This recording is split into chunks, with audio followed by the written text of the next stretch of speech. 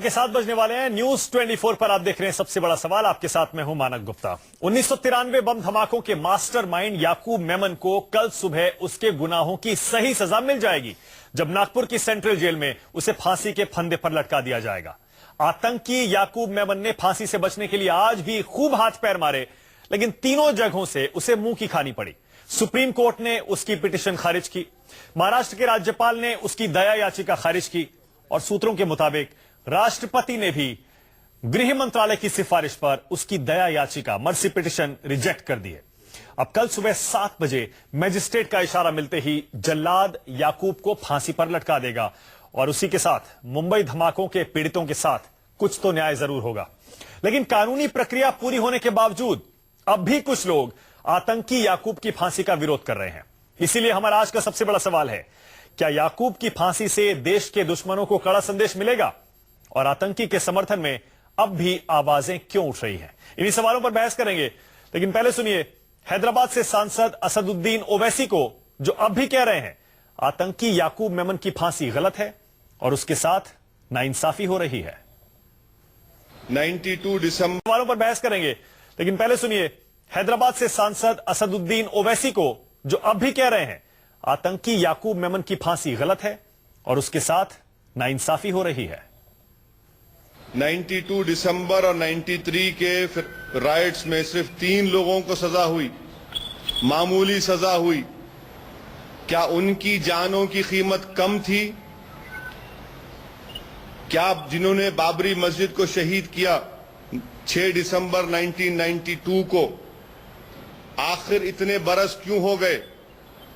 Bomb blast का होकर आज सजा हो गई, मगर बाबरी मस्जिद को जिन्होंने शहीद किया वो इख्तदार में आ गए।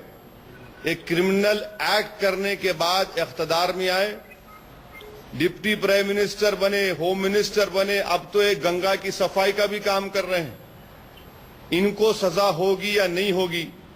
और अगर सजा होगी तो क्या इनको कैपिटल पनिशमेंट मिलेगा या नहीं मिलेगा? आज हम ये पूछना चाह रहे कि आखिर क्यों बीजेपी की उस वक्त की गवर्नमेंट बाबू बजरंगी, माया कोडनानी के लिए फांसी की सजा का मुतालबा क्यों नहीं किया, क्यों रोक दिया गया? ये सवालात सिर्फ असदुद्दीन ओवैसी के, मुसलमानों की नहीं, ये सवालात हर उस इंसाफ पसंद के है जो कानून की क्या रूल ऑफ लॉ को मानता है। मेरा जो स्टैंड था मैं उस पर आज भी कायम हूं। पॉलिटिकल ताईद, सियासी ताईद नहीं होने की बिना पर ये आज होने जा रहा है, क्योंकि बेन सिंह के कातिल को अकाली दल ने ताईद की, 2 टेमिलियन पार्टीज ने राजीव गांधी के कातिलों की ताईद की और डिले जो है एक टैक्टिक बन गई वहां पर, इसीलिए उनको फांसी नहीं मिली। लोगों की मौत हुई, इससे ज्यादा कोई अपराध नहीं हो सकता है। इसमें कोई दो राय नहीं, इसमें कोई डिस्कशन नहीं, इसमें कोई डिबेट नहीं है। सवाल है उन हत्याओं के पीछे मुख्य आरोपी कौन थे। सरकार की अपनी पिटीशन जो अभी कोर्ट्स में है, ये जो याकूब मेमन है ये मुख्य आरोपी में नहीं है, तो आप मुख्य आरोपी को पकड़ नहीं रहे। आप मुख्य आरोपी कहीं और सहारा लेकर बैठे हुए हैं और इनको आप सजा दे रहे हैं। तो देखा आपने, कानूनी प्रक्रिया पूरी हो गई है। अब यह तय हो गया है कि याकूब मेमन को कल सुबह फांसी पर लटका दिया जाएगा, लेकिन अब भी कुछ आवाजें हैं जो आतंकी की फांसी का विरोध कर रही हैं। इसीलिए आज का हमारा सबसे बड़ा सवाल यही है, अब भी आतंकी के समर्थन में ये आवाजें क्यों उठ रही हैं और क्या देश के दुश्मनों को याकूब मेमन की फांसी से कड़ा संदेश मिलेगा? इसी पर बहस करने के लिए सबसे बड़ा सवाल में आज मेरे साथ होंगे बीजेपी से सुधांशु त्रिवेदी, कांग्रेस से अखिलेश प्रताप सिंह, मेरे साथ ओवैसी साहब की पार्टी एमआईएम के एमएलए वारिस पठान होंगे और केटीएस तुलसी साहब भी जुड़ेंगे, जो कि सुप्रीम कोर्ट के जाने माने लॉयर हैं और जो खुद ये कह चुके हैं कि याकूब मेमन को फांसी नहीं होनी चाहिए। और ऐश्वर्या भाटी मेरे साथ हैं, जो कि secretary supreme court bar association. Aishwarya ji, चलिए आप ही से शुरू करते हैं। ऐश्वर्या जी, ये जो लोग अभी आवाज उठा रहे हैं याकूब मेमन की फांसी के विरोध में, आपने सुना ओवैसी साहब साफ कह रहे हैं कुछ लोगों को तो फांसी होने के बाद भी बचा लिया जाता है, जबकि कुछ को फांसी पर लटका दिया जाता है। आप भी मानती हैं कि सिस्टम में ये गड़बड़ी बहुत गंभीर है, जिसकी वजह से इस तरह की आवाजें उठ रही हैं?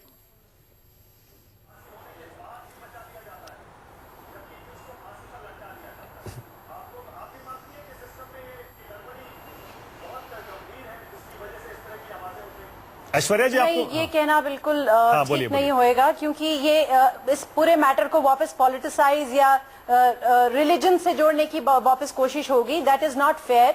कोई कंपैरिजन नहीं है। सुप्रीम कोर्ट के सामने जब कोई मैटर आता है तो वो केस टू केस बेसिस पे डिसाइड करते हैं। This is a matter of terrorism.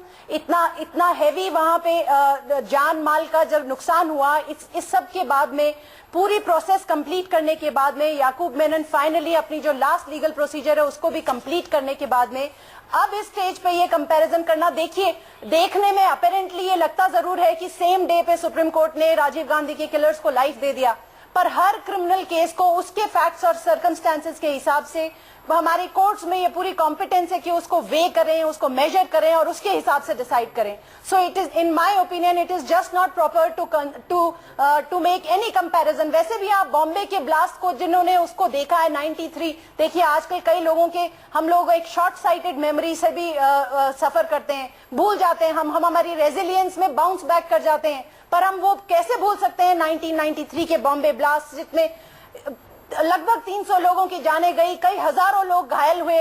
हमेशा सोसाइटी में right of victim, right of मतलब क्रिमिनल ज्यूरिस्प्रूडेंस में एक्यूज्ड के राइट जितना ही इंपॉर्टेंट और उससे ज्यादा स्ट्रांग विक्टिम और सोसाइटी का राइट होता है, जिसकी बातें अनफॉर्चुनेटली करना भूल जाते हैं। ठीक है। सुधांशु जी भी हमारे साथ आ गए हैं। सुधांशु जी, हमारा सबसे बड़ा सवाल आज दो है। सुधांशु जी, क्या देश के दुश्मनों को याकूब मेमन की फांसी से कड़ा संदेश मिलेगा? और दूसरा, अब भी याकूब मेमन के समर्थन में आवाजें देश में क्यों उठ रही हैं? आपकी शुरुआती टिप्पणी सुधांशु जी। देखिए, देश की न्यायिक व्यवस्था बहुत सक्षम और परिपक्व है। वो किसी भी विषय में गुण दोष के आधार पर निर्णय लेती है, परंतु यह दुखद है और दुर्भाग्यपूर्ण है कि सिर्फ यह याकूब मेनन का केस नहीं है। एक नहीं, अनेक केसों में कंसिस्टेंटली एक विशेष जमात है राजनीतिक वर्ग में और एक विशेष जमात है बौद्धिक वर्ग में, जो कि लगातार आतंकवाद के आरोपियों के पक्ष में खड़ी रहती है। याद करिए, अफजल गुरु के मामले को 7 साल तक सर्वोच्च न्यायालय के निर्णय के बाद लटका के रखा। इशरत जहां का मामला हो तो वो साथ में खड़े होंगे। वही लोग होंगे जो आजमगढ़ में जाके आतंकवाद के आरोपियों के घर पे आंसू बहाएंगे, और वही लोग होंगे जो कि किसी न किसी प्रकार से बटाला हाउस इनकाउंटर के शहीदों का अपमान करेंगे। इसलिए मैं यह मानता हूं कि याकूब मेनन के विषय पर जो न्यायालय ने किया, उस विषय की विवेचना और समीक्षा का अधिकार न्यायालय के तक ही रखना चाहिए, उसमें हमें दखल नहीं देना चाहिए। और यदि राजनीतिक दल इसमें दखल देते हैं तो यह बहुत ही गलत है, बहुत ही दुर्भाग्यपूर्ण है।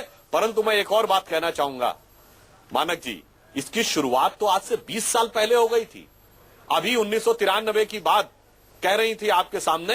अरे 1993 के समय में ही, नरसिम्हा राव के समय में, जब इस आधार पर टाडा बदला गया कि उसमें एक संप्रदाय विशेष के लोगों के नाम ज्यादा आ रहे हैं, इसलिए टाडा को बदल देना चाहिए, वहीं से यह शुरुआत हुई थी राजनीति में इस प्रकार की आतंकवाद के मुद्दे पर राजनीति करने की। और आज उसी का एक दुखद पहलू हमें याकूब मेनन के विषय में देखने को मिल रहा है। ठीक है सुधांशु जी, लेकिन इस बात का जवाब भी दे दीजिए, क्योंकि असदुद्दीन ओवैसी और वृंदा करात थोड़ी देर पहले क्या कह रहे थे, हमने दर्शकों को सुनवाया, शायद आप मिस कर गए। वो ये कह रहे हैं, ठीक है, अगर आप फांसी दे रहे हैं याकूब मेमन को 1993 ब्लास्ट के लिए, तो फिर बाबरी मस्जिद में जिन लोगों का नाम था उन्हें भी फांसी दे दीजिए, राजीव गांधी के किलर्स को भी फांसी दे दीजिए, बेअंत सिंह के हत्यारों को भी फांसी दे दीजिए। वो ये कह रहे हैं कि चुना जा रहा है सोच समझकर कि किसको फांसी देनी है।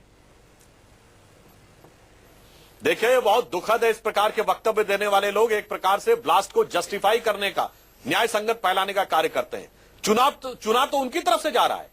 क्यों नहीं उन्होंने आज तक बात उठाई कि 67 के सूरत के दंगे वालों को फांसी दी जाए, 80 के मुरादाबाद के दंगे हो, 87 के मेरठ बरियाना के दंगे हो, 84 के दिल्ली के दंगे हो, 87 के भिवंडी के दंगे हो, क्यों नहीं उनके ऊपर ये लोग बात उठाते हैं? सेलेक्टिव ढंग से एक ही चीज को उठाना और राजनीतिक दृष्टि से प्रेरित होकर करना, ये बहुत, और जिस प्रकार की वो बात कहते हैं, कश्मीर में जो कुछ हुआ उसके बारे में क्यों नहीं उठाते?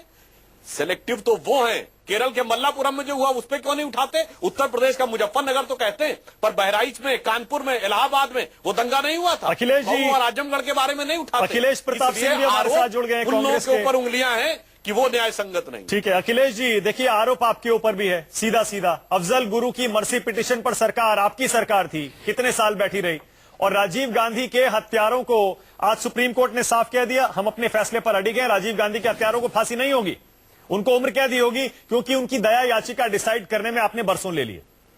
यानी दोष सीधा सीधा आपके ऊपर भी है, सेलेक्टिव आप लोग भी हैं, और सुधांशु जी का आरोप आपके ऊपर है। देखिए अभी मैं एक चैनल पे था जहां सुधांशु जी भी थे और यही बात उठी थी। जो कुछ भी हुआ मर्सी पिटीशन में लेट का या किसी को सजा में कम हो ज्यादा, वो एक न्यायिक विधिक संवैधानिक प्रक्रिया है। इसके पहले 2 बड़े खूंखार आतंकवादियों को फांसी दी गई थी। देश तब जाना जब उनको फांसी हो चुकी थी, और ये हो रहा है, बाकायदा शेड्यूल्स जारी किए जा रहे हैं। क्यों? क्योंकि जब से ये नई सरकार आई है, इसको इसी सब चीजों में इंटरेस्ट है। क्यों? क्योंकि ये राजनीतिक रोटी सेकना चाहते हैं। आपका मैं अभी स्लोगन मैंने देखा, संदेश क्या सख्त है, अदालतों से तो संदेश सख्त जा रहे हैं, लेकिन 14-15 महीने हो गए इस सरकार ने कौन से ऐसे कदम उठाए कि आतंकवादियों के लिए कड़े संदेश गए हैं? सारे जगह तो हार हो रही है इनकी। चाइना तक ने सपोर्ट नहीं किया, पाकिस्तान का हक से देख ही रहे हैं। आप कह रहे हैं मतलब तो आप कह रहे हैं अफजल गुरु की तरह इसे चुपचाप लटका देना चाहिए था। आप ये कह रहे हैं अफजल गुरु की तरह चुपचाप फांसी पर लटका देना चाहिए था। वो एक प्रक्रिया है। देखिए फांसी, ये बताइए ये कोई चुनाव का प्रोग्राम है क्या कि कब नॉमिनेशन होगा, कब विड्रॉल होगा, कब स्क्रूटनी होगी? ये एक प्रक्रिया है। अदालत ने एक प्रक्रिया अपना के फैसला सुनाया, एग्जीक्यूटिव का काम है उसे अमल कर देना। वो कोई जिस तरह से ये क्यों कर रहे हैं? क्योंकि इन्हें उस पर राजनीति करनी है, इसलिए कर रहे हैं। इसके पहले जो हुआ वो उस पर राजनीति नहीं होनी थी, वो एक प्रक्रिया को निभानी थी। अच्छा, इसका मतलब आप जो ओवैसी साहब कह रहे हैं आप उससे सहमत पे भी गोली चलती है। आप जो ओवैसी साहब कह रहे हैं अखिलेश जी, आप उससे सहमत हैं कि राजीव गांधी के हत्यारों को क्यों नहीं फांसी हुई, बेअंत सिंह के हत्यारों को क्यों नहीं फांसी हुई? नहीं, बाबरी मस्जिद के दोषी ढाने के उनको क्यों नहीं फांसी? मैंने पहले भी कहा, आप ध्यान से नहीं सुने मेरी बात को। हर मुकदमे का अपना मेरिट और डिमेरिट होता है, उस मुकदमे के लिए फैसले होते हैं, और ये हम आप बाहर बैठ करके चर्चा करके उस मेरिट पे बहस नहीं कर सकते हैं। नहीं, हम वो बहस नहीं कर रहे हैं। हम उस बहस हर बात कर रहे हैं जो सरकार लेती है। हमारी बात हो जाती है पर फैसला लेने में जो देरी होती है, हमारी बात कर रहे हैं, क्योंकि राजीव गांधी के हत्यारों को फांसी से उम्र कैद इसीलिए हो रही है क्योंकि उनकी दया याचिका पर टाइम से फैसला नहीं हुआ। एक मिनट, वो भी एक कानूनी अख्तियार है, कानूनी प्रक्रिया है। और वो आपने देखा कि इसके पहले जो सरकार थी, कितने मर्सी पिटीशन कितनी जल्दी डिस्पोज ऑफ हुए। आपको जो विधिक और न्यायिक प्रक्रिया है उसमें अगर कुछ कमी ज्यादा आप देख रहे हैं तो आप उस प्रोसीजर के थ्रू जाइए, उस प्रोसीजर में जाइए। आप बाहर बैठ करके कमी बताएंगे उससे। अच्छा ठीक है, एक बात दोहरा दीजिए अखिलेश जी, एक बात दोहरा दीजिए। आप कह रहे हैं कि ढिंडोरा पीटकर बीजेपी की सरकारें महाराष्ट्र और केंद्र में याकूब मेमन को फांसी दे रही हैं, उसका तमाशा बना रही हैं, आप ये कह रहे हैं? भाई क्या जरूरत थी, हम ये पूछ रहे हैं। ये सब प्रक्रियाएं, प्रशासनिक प्रक्रियाएं होती रहती हैं, लेकिन आप क्यों करना चाहे? क्योंकि आपको यही सब करना है। मैं तो कह रहा हूं ना कि आप बताओ ना, आप क्यों नहीं कह रहे हो कि हम कब ला रहे हैं दाऊद को, या हम क्या कर रहे हैं? उस पर ढिंडोरा नहीं पीटेंगे हम। और बाकी टाइगर मेमन को क्या कर रहे हैं हम? देश के साथ पाकिस्तान को कैसे आइसोलेट कर रहे हैं ये नहीं बताएंगे। हम आतंकवाद पे कितने कदम कहां आगे बढ़े, दुनिया में कैसे हम मजबूत हुए, ये नहीं बताएंगे। सुधांशु जी, आरोप ये लग रहा है कि आप पार्लियामेंट के अंदर घिरे हुए हैं और आपकी सरकार बैकफुट पर है, अब इसीलिए आपने ध्यान भटकाने के लिए ये पैंतरा चला है, ये आरोप है। देखिए, बिल्कुल तथ्यात्मक बात कह रहा हूं। जो कुछ हो रहा है याकूब मेमन के केस में, वो न्यायालय के परिक्षेत्र में हो रहा है, राजनीति के परिक्षेत्र में नहीं। अखिलेश जी ने कहा कि इससे पहले अफजल गुरु के मैटर के ऊपर वो एक न्यायिक विधिक प्रक्रिया थी। अरे न्यायिक विधिक प्रक्रिया पूरी होने के बाद 7 साल जो मामला रुका रहा वो विशुद्ध राजनीतिक प्रक्रिया थी, 100% राजनीतिक थी, उसमें कोई विधिक न्यायिक बात नहीं थी। और जहां तक फांसी पे राजनीति की बात है तो आपके तत्कालीन जम्मू कश्मीर के मुख्यमंत्री गुलाम नबी आजाद राष्ट्रपति के पास आए थे अफजल की क्षमा याचना के लिए। शशि थरूर ने ट्वीट करके कहा था कि अफजल की hanging was untimely, uncalled for. Manishankar Iyer ने ऑफिशियली ट्वीट करके ये बात कही और ऑन रिकॉर्ड बोला कि वो गलत हुआ, उसके साथ न्याय नहीं हुआ। आपने खुलेआम राजनीति की है, आपके तमाम नेताओं ने इशरत जहां के पक्ष में बयान दिया है। अब शत्रुघ्न सिन्हा को भी मत भूलिए, आजमगढ़ में जाके शत्रुघ्न सिन्हा ने भी उस चिट्ठी पर साइन किया सुधांशु जी, याकूब मेमन की फांसी के विरोध में। शत्रुघ्न जी, राजीव जी की हत्या का जिक्र हुआ उस वक्त, उसके बाद इनकी हुकूमत थी 6 साल, क्या किया इन्होंने? मानक जी, मैं इन्हीं से पूछ रहा हूँ। देखिए मुझे अपनी बात पूरी कर लेने नहीं, राजीव जी के हत्यारों, लेने से फिर आपको जो बोलना हमने कहा इसमें जोड़ लीजिएगा, बस इतना ही बोलना था। हाँ ठीक है, बोलिए सुधांशु जी, बोलिए। देखिए मानक जी, शत्रुघ्न सिन्हा जी के उसके ऊपर साइन हो तो दिखा दीजिए। हम लोगों की पुष्ट जानकारी है कि शत्रुघ्न सिन्हा जी ने उस पर साइन नहीं किए। दूसरी बात, अभी जो अखिलेश जी एक बात कर रहे थे, एक तथ्य देश की जनता को याद दिलाना चाहता हूं, कई बार हम लोग मेमोरी लॉस कर देते हैं। 67 साल के इतिहास में देश की जो सबसे शक्तिशाली सरकारें रहीं, 84 से 89 राजीव गांधी 400 की मेजॉरिटी और 80 से 84 इंदिरा गांधी 2/3 बहुमत, 2/3 और 3/4 बहुमत के लेके 80 के दशक में ही सारा आतंकवाद पनपा। पंजाब का आतंकवाद, कश्मीर का आतंकवाद, पूर्वोत्तर का आतंकवाद और एलटीटी का आतंकवाद, आप सबसे शक्तिशाली सरकारें लेकर देश को आतंकवाद में झोंकते चले गए। ये राजनीति से आपकी आतंकवाद से लड़ने की इच्छा शक्ति और क्षमता, मतलब आप कह रहे हैं कि आपने कड़ा संदेश दिया है, आप आतंकवाद को, आतंकवादियों को कड़ा संदेश देना चाहते हैं, इसीलिए फांसी हो रही है याकूब मेमन को, लेकिन आरोप ये लग रहा है सुधांशु जी, कौन इनको समाप्त किया? हम इसको समाप्त कौन किया? सुधांशु जी, आरोप ये लग रहा है कि न्यायिक प्रक्रिया जिसको आतंकवादी बताते थे, मानक जी, हमने इन आतंकवादियों के साथ, जिसको कल तक आतंकवादी कहते थे, सरकार में साझा नहीं बनाया। ये तथा कथित सुविधा के राष्ट्रभक्त, जिसको राष्ट्रद्रोही बताते थे, उनके साथ ही गलबैया बांध करके चुनाव के बाद सरकार में बैठे हुए हैं। अच्छा ठीक है, एक सेकंड अखिलेश जी, कांग्रेस बीजेपी की डिबेट नहीं, एक सेकंड, हमने उसको निपटाया भी है। अच्छा ठीक है, सुधांशु जी एक सेकंड, अखिलेश जी एक सेकंड रुक जाइए, मेरे साथ वारिस पठान जुड़ गए, रिश्तेदार बताते थे, उसको अभी ज्वाइन करा रहे हैं, कराया इन्होंने बिहार में। अच्छा एक सेकंड अखिलेश जी, एक सेकंड, कल तक उसको आतंकवादी कह लूं, ठीक है सुधांशु जी एक सेकंड, आपको बात कह लूं, एक वाक्य में कह लूं, नहीं मानक जी एक वाक्य कह लूं जल्दी से। अखिलेश जी ने अपना टिकट से लड़ाया, भैया कर रहे हैं अभी। अरे भाई मुझे बोलने दीजिए आप। अखिलेश जी अभी आप देखिएगा आपके ही चैनल में क्या अभी इसी डिबेट में अखिलेश जी भारत की, हाँ मैं कह रहा हूं, मुझे बात पूरी करने दीजिए, आप हस्तक्षेप। अखिलेश जी आप रिप्रेजेंट करते हैं भारत की ग्रैंड ओल्ड पार्टी को, जो दावा करती तो स्वतंत्रता का संग्राम लड़ा, और अभी आप इस डिबेट पे वारिस पठान जो MIM मुसलमान के साथ स्वर में स्वर मिलाते हुए नजर आएंगे। अच्छा वारिस पठान भी आ गए, बीच में वारिस पठान भी आ गए, सुधांशु जी आपने नाम लिया, वारिस पठान भी आ गए, वो बोलेंगे। वारिस पठान, आप क्यों विरोध कर रहे हैं अभी याकूब मेमन की फांसी का, क्यों आवाजें उठा रहे हैं आप और कुछ ऐसे लोग? ओवैसी साहब क्यों ये कह रहे हैं कि फांसी नहीं हो रही है, नाइंसाफी हो रही है? अब तो सुप्रीम कोर्ट ने कह दिया, प्रेसिडेंट का इंतजार है थोड़ा सा, और गवर्नर ने भी कह दिया, अब क्या बाकी है? देखिए ये जजमेंट को हम एक डिसअपॉइंटमेंट और एक सेटबैक हमको लगा है जजमेंट से। हमने ये कहा कि इंसाफ, जो बाबरी मस्जिद डिमोलिशन के बाद राइट्स हुई थी, उस राइट्स में जितने लोग मरे थे उनके कातिलों को अब तक फांसी क्यों नहीं हुई?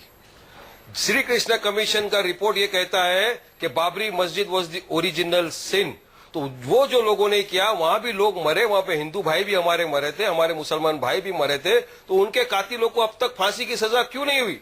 क्यों याकूब मेमन को ही सबसे पहले फांसी दी गई? उनका क्यूरेटिव पिटीशन पेंडिंग था, उसके पहले ही क्यों टाटा कोर्ट ने उनका डेथ वारंट निकाल दिया?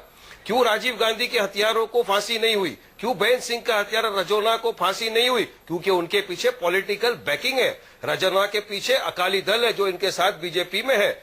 राजीव गांधी के कातिलों के साथ तमिलियंस की बैकिंग है, इस वजह से उनको फांसी नहीं हुई। क्यों माया कोडनानी, बाबू बजरंगी, जिनको 97 लोगों को मारने का आरोप जिनके ऊपर है, उनको सिर्फ लाइफ इम्प्रिजनमेंट दिया गया और फांसी की एप्लीकेशन भी अपील भी अच्छा, नहीं ठीक गई। है। और याकूब मेमन जो रॉ के ऑफिसर वी रमन ने कहा, एक मिनट मुझे कंप्लीट करने दीजिए मनक जी, जो रॉ के ऑफिसर रमन साहब ने कहा कि उसने सरेंडर किया था इसलिए उसको फांसी नहीं होनी चाहिए। मैं आपको बताता चलूं यहां और एक बात, जिस इंसान ने पाकिस्तान के खिलाफ सबूत हिंदुस्तान को लाकर दिए, आप उस इंसान को क्या फांसी दे सकते हो? 40 बरस से हमारा देश एविडेंस ढूंढ रहा था, नहीं मिल रहा था, और इस इंसान ने लाके एविडेंस दिया तो उसको फांसी हुई। तो हमने विरोध किया, आज सारा देश विरोध कर रहा है। 40 eminent personality of the country गई प्रेसिडेंट ऑफ इंडिया के पास याचिका लेकर मर्सी पिटीशन, तो क्या वो सब देशद्रोही थे?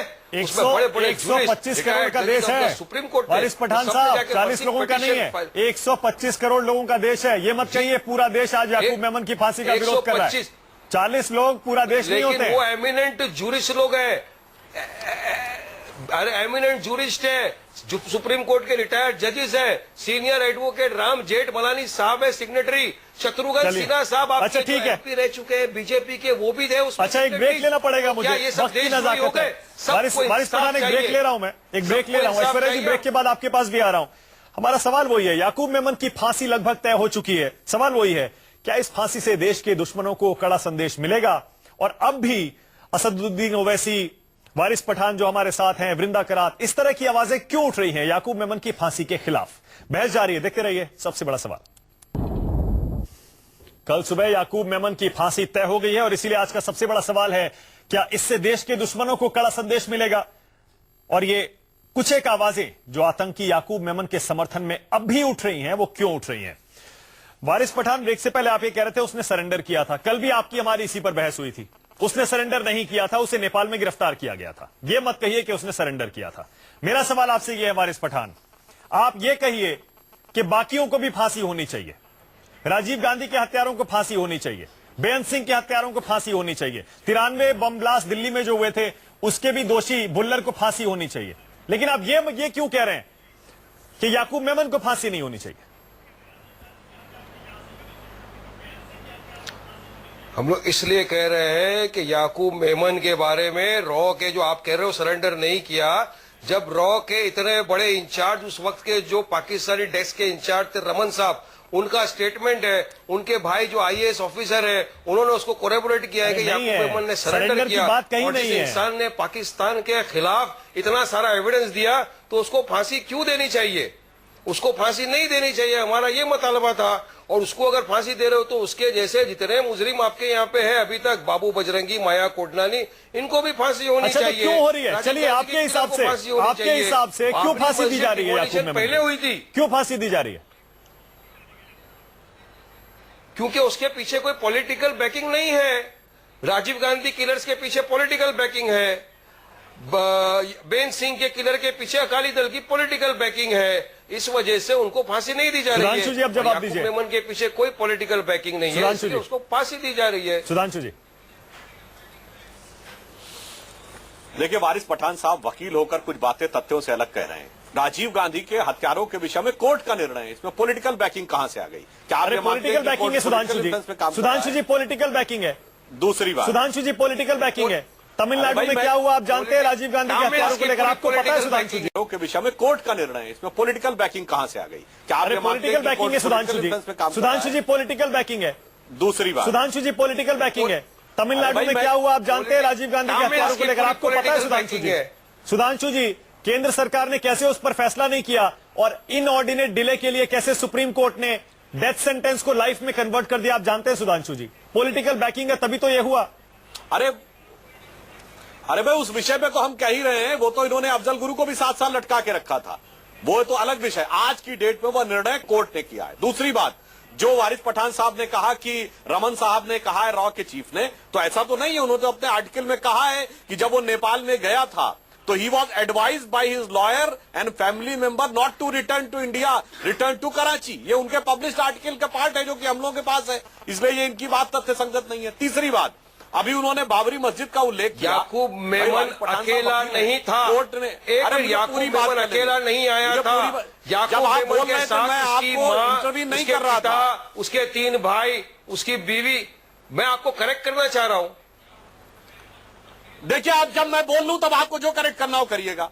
आपने बोला बाबरी मस्जिद, ये बताइए, आप वकील हैं, कोर्ट में क्या सुधांशु जी, कहा आप बोल लीजिए। डिस्प्यूटेड स्ट्रक्चर का है, आप बोल लीजिए। तो आप उसको मस्जिद कैसे बोल रहे हैं? अच्छा चलिए, बाबरी पे नहीं जा, ठीक है बाबरी, फिर आपने एक बाबरी मस्जिद पे नहीं फिर जा। आपने एक ओरिजिनल सिन वर्ड यूज किया। अरे तो श्री सुनिए, कृष्ण सुनिए, कमीशन ने फिर कहा है, पठान साहब ने सुधांशु जी, श्री कृष्ण अच्छा कमीशन ने ठीक है, कहा है, एक सेकंड, बारिश पड़ा रुक जाइए, फिर आप बारिश पड़ा रुक जाइए। सुधांशु जी, मेरा आपसे फिर एक आप और नहीं सवाल, बोलने दे रहे हैं, ये बात सुधांशु गलत जी, है। एक मेरा आपसे एक और सवाल है। सुधांशु जी, नहीं, मेरा सवाल सुनिए। आपसे ये है, सुधांशु जी, आप बोलिए। एक सेकंड, सुधांशु जी, मेरा सवाल ये है, हम सवाल ये उठा रहे हैं, क्या याकूब मेमन की फांसी से देश के दुश्मनों को कड़ा संदेश जाएगा, या फिर संदेश ये जाएगा कि आप टाइगर मेमन और दाऊद इब्राहिम को पकड़ नहीं पाए, जो इसके मेन कल्प्रिट हैं, और सॉफ्ट टारगेट आपको याकूब मेमन मिल गया है, उसको लटका रहे हैं? इससे संदेश ये जाएगा? देखिए, ये जो आपने प्रश्न पूछा है, इस प्रश्न में भाव ही राजनीतिक निहित है।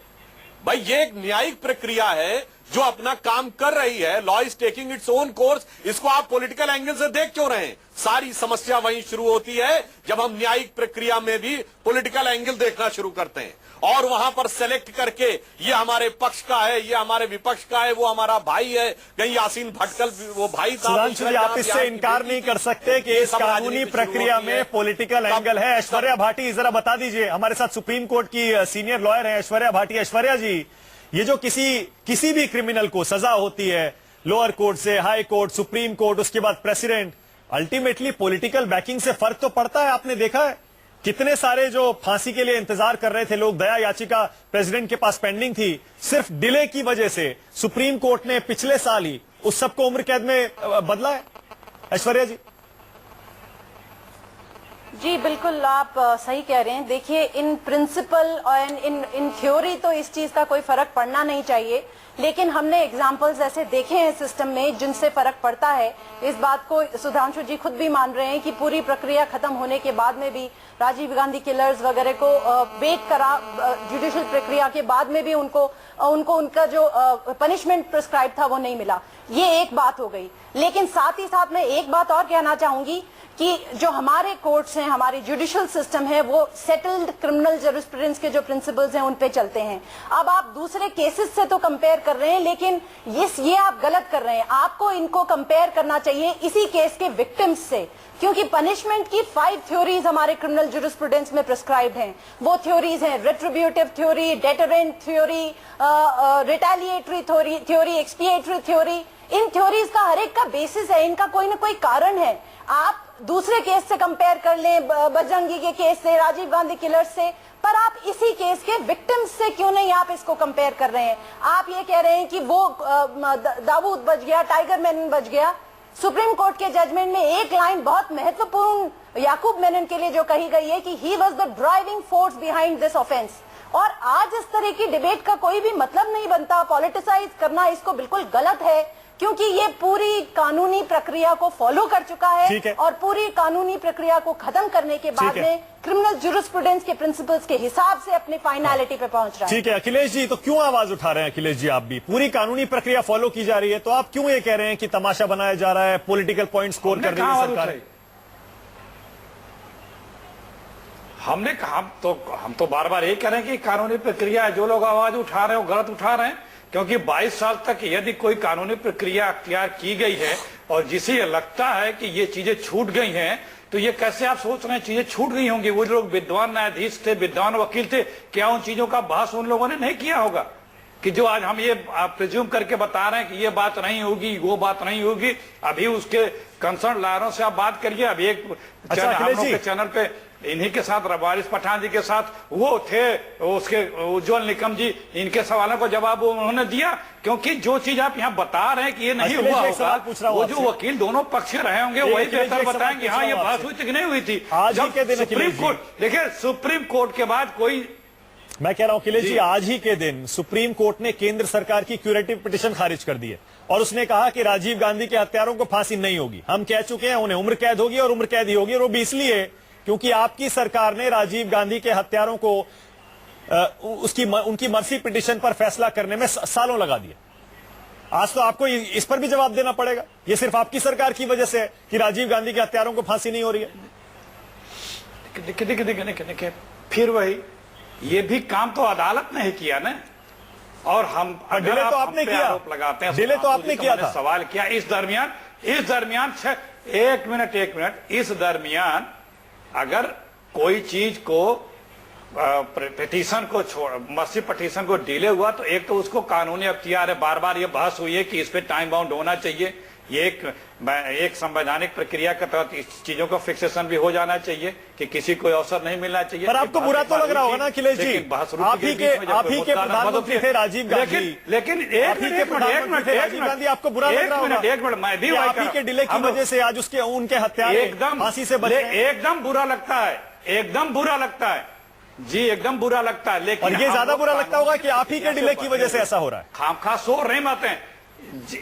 एक मेरी डिले ने 6 साल माने सुधांशु जी भी थे, दूसरों को ये जो आईना दिखाते हैं उसे माने सुधांशु जी भी थे। यानी कुल मिलाकर वारिस पठान की बात सही साबित हो रही है। बुरा लगता है, कुल मिलाकर वारिस पठान की बात कुछ हद तक साबित हो रही है कि अगर पॉलिटिकल बैकिंग हो, अगर पॉलिटिकल बैकिंग हो तो फांसी को आराम से उम्र कैद में तब्दील करवाया जा सकता है। एक मिनट, अब आप गलत बोल रहे हैं, क्योंकि जो भी प्रक्रिया हुई थी वो अदालत के द्वारा हुई है। अदालत तो सरकारों ने किया, वारिस पठान यही तो कह रहे हैं। क्यों वारिस दायरे में निर्णय नहीं हुआ? वारिस पठान, अरे निर्णय तो अदालत ने किया, बिल्कुल सही तो अदालत ने किया। आपकी सरकार थी जिस वक्त याकूब मेमन सरेंडर हुआ, आपकी सरकार थी जिसमें पूरा ट्रायल चला है याकूब मेमन का।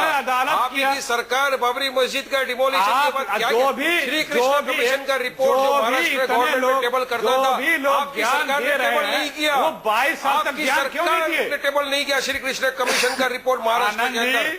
ना ही आज बीजेपी की सरकार है वो टेबल कर रही है। अलग अलग मुकदमे हैं, कमीशन को टेबल करके उसका दोषियों को फांसी दिलाई। बीजेपी की सरकार उसको टेबल करके दोषियों को फांसी दिला रही है। अच्छा वारिस पठान एक सेकंड, आप मुझे बोलने दीजिए, फिर से वही बात, हर कोई आपसे यही कहेगा, जवाब देने दीजिए। वारिस पठान सुन लीजिए, हर कोई यही कहेगा। आप ये कहिए कि जिन लोगों को फांसी होनी चाहिए सबको होनी चाहिए, जिनको कोर्ट से हो चुकी है। आप ये मत कहिए कि याकूब मेमन को नहीं होनी चाहिए। देखिए, जिसको भी आपत्ति है, मैंने पहले भी कहा, वो विधिक प्रक्रिया के तहत अपनी बात को आपत्ति को दर्ज करा के लड़ना चाहिए। जब 20-20, 22-22 साल तक मुकदमे चल रहे हैं, उस वक्त ये लोग इन मुद्दों को लेकर के कहां थे? हम न्याय में व्यवस्था विश्वास रखते हैं, सबको रखना चाहिए।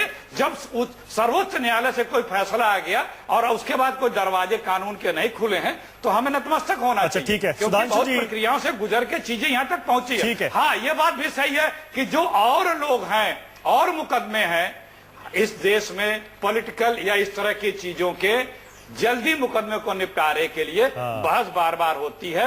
ये चीजें होनी चाहिए। माननीय मोदी जी ने कहा था कि हम 1 साल के अंदर राजनीतिक दोषियों पे, राजनीतिक आरोपों पे, राजनीतिज्ञों पे जो आरोप लगे हैं उनकी मुकदमे की डिस्पोज ऑफ करने की व्यवस्था करेंगे।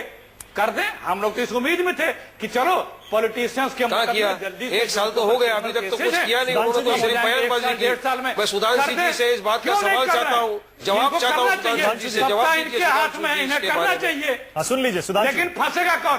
1/3 मंत्री इन्हीं के दागी है मंत्री परिषद में, कैसे करेंगे?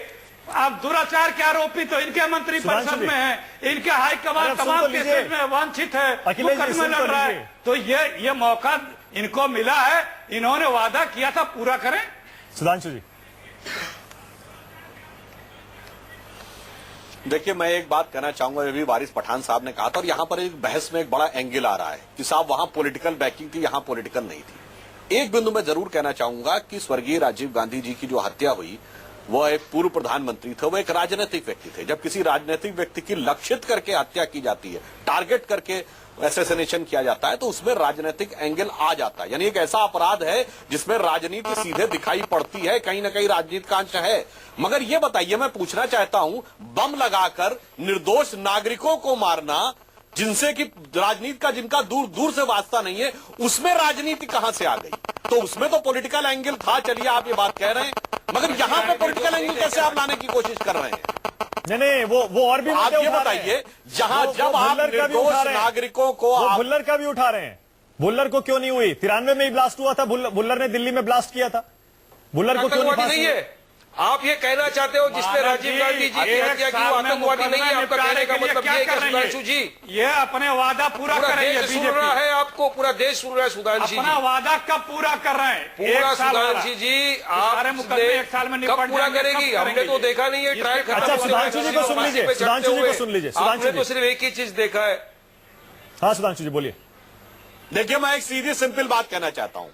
भुल्लर का केस हो या याकूब मेनन का केस हो या अफजल का केस हो, हम न्यायिक प्रक्रिया की यहां पर विवेचना करने पे उठ रहे हैं। और अगर हम विवेचना करने पे जा रहे हैं तो फिर तमाम मुकदमा एक साल का वादा कब पूरा कर रहे हैं? अखिलेश जी, आप हस्तक्षेप मत करिए। जब आप बोल रहे थे मैं हस्तक्षेप नहीं कर रहा था। अखिलेश जी, आप नहीं, आप मुद्दे पे आइए, आप डाइवर्ट मत करिए। आपने जो वादा किया था कि हम एक साल में राजनीतिज्ञों के अपराधों को फैसला सुनवा देंगे, उसके बारे में आप बताइए। इधर उधर की ये कर दीजिए, अपने आप सारी समस्या समाप्त हो जाएगी। अखिलेश जी अपने मतलब का सवाल पूछ रहे हैं।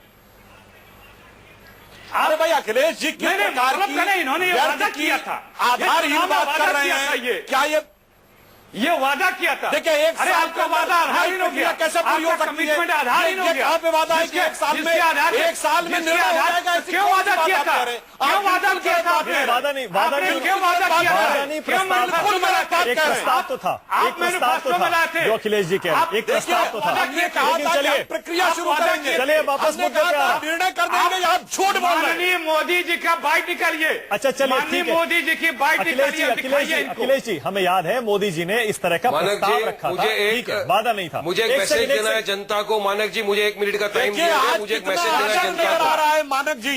अच्छा, वारिस पठान जल्दी से कुछ कह रहे हैं। ये तरीका ठीक नहीं है जिस ढंग से ये डिबेट चल रही है कि अखिलेश जी हर बात मैसेज देना चाहूंगा इस वक्त। वारिस पठान जल्दी से, आपके माध्यम से, वारिस पठान जल्दी से, आपके माध्यम से मैं एक मैसेज देना चाहता हूं पूरी जनता को कि अब जो भी सुप्रीम कोर्ट का फैसला आए या माननीय प्रेसिडेंट का फैसला आए, हमको अमन करना है, हमको अमन बरकरार रखना है, हमको कानून व्यवस्था के अंदर खराबा नहीं करना है, हमको अमन रखना है, अमन और शांति के साथ। बिल्कुल ठीक है। सुधांशु जी, क्लोजिंग कमेंट आपके लिए। सुधांशु जी, मैं फिर से उसी पे आ रहा हूं। इससे संदेश क्या जा रहा है याकूब मेमन की फांसी से? क्या आतंकवादियों को, पाकिस्तान को, वहां छिपे आतंक के आकाओं को ये मैसेज जा रहा है कड़ा, या फिर ये जा रहा है कि हमने सॉफ्ट टारगेट को लटका दिया पकड़ के?